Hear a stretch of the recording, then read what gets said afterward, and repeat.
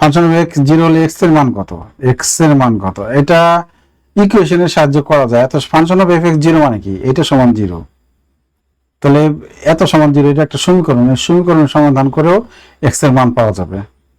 ঠিক আছে, আর আর middle break করেও, যেখানে মিডল ব্রেক করেও এক্স এর মান, মিডল ব্রেক ঠিক আছে করেও করা যাবে। আবার আর তিনটা ওয়ে, এই মানগুলি বসে দেখবো কোনটা বসালে শূন্য হয়। যেমন 2 দুগুণে এক্স এর মান যদি 2 বসাই, 2 দুগুণে 4 -10, -10 4 -10 কত হয়, -6 + 6 0 হয়। হ্যাঁ, এটা মান তো 0 হয়। এবার 3 বসাই দেখি, 3 3 9, 9 6 15, 3 5 15, তাও 0 হয়। তাহলে ক সঠিক উত্তর।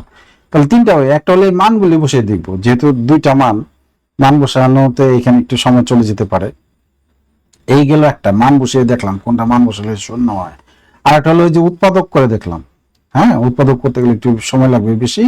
তো ক্যালকুলেটর ইউজ করলে তুমি যত বড়ই দেই, হ্যাঁ, তুমি খুব সহজে পারবা। সব সব তো আর এই মিডিল ব্রেকের সাহায্যে উৎপাদক করা যাবে না। এর আগের রাশি দেখলাম কিউব ছিল, ওই ভাগশেষ উপপাদ্যের সাহায্যে করতে হয়। তাহলে আমরা এটাকে কি করব, ইকুয়েশনে যাব। এই যে শিফট দিয়ে না, শুধুমাত্র এটা 5 এ গেলাম। এটা কার মতো দেখতে, স্কোয়ার। তাহলে 3 যাব, মানগুলি দিয়ে দিব।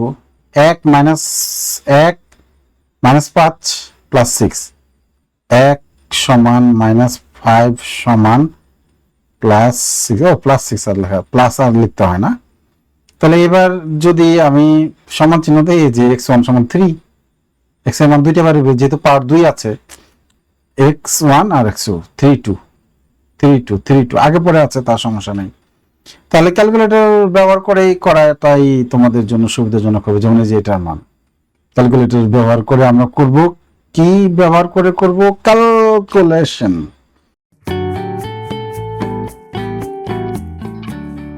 গণিত ক্লাস।